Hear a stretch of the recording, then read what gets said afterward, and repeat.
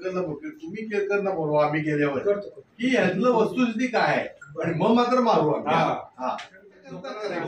काहीतरी कॉन्शियस पाहिजे आपण कुणाशी बोलतोय काय बोलतोय कशाला त्या स्वामी स्वरूपांना आणताय मध्ये काय कारण आहे ते कोण आहे त्याची लिस्ट करा त्याचा टेंडर कालावधी काय होता त्याचं काम कम्प्लीट त्याचा प्रोग्रेस काय झालाय घ्यायला पाहिजे तर ह्याच्या ओळखीचा त्याच्या ओळखीचा तुम्ही काय काय जॉब आमच्याकडे द्या मला माहिती तुमच्या मर्यादा आहेत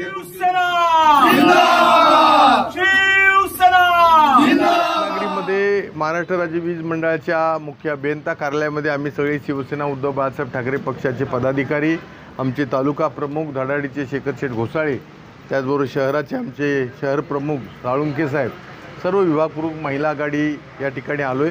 गेले महिना दीड 2 महिने रत्नागिरीमध्ये वीज मंडळाचा खूप मोठा गोंधळ सुरू आहे। स्मार्ट मीटर जबरदस्तीनं बसवले जात आहेत।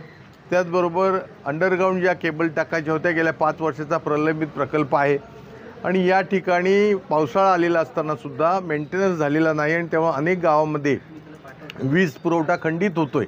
अनेक ठिकाणी काही लोकांना तिथं विजेची कनेक्शन मिळत नाहीत।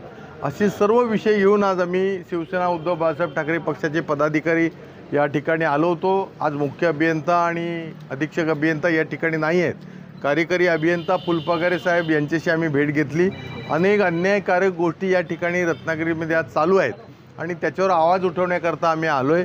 आम्ही आज 10 दिवसाचा अल्टिमेटम दिलेला आहे। अधीक्षक अभियंता आज नाही आहेत आणि त्यामुळे ह्या 8 दिवसामध्ये ह्या सगळ्या विशेष करून अखंडित वीज पुरवठा रत्नागिरीच्या सगळ्या ग्राहकांना झाला पाहिजे ही आमची प्रमुख मागणी आहे आणि जबरदस्तीनं जे स्मार्ट मीटर बसवले ते कुठल्याही परिस्थितीत तात्काळ आजपासून थांबवले पाहिजेत, नाहीतर आम्ही संघर्ष करू अशा प्रकारचा इशारा या ठिकाणी आम्ही दिलेला आहे।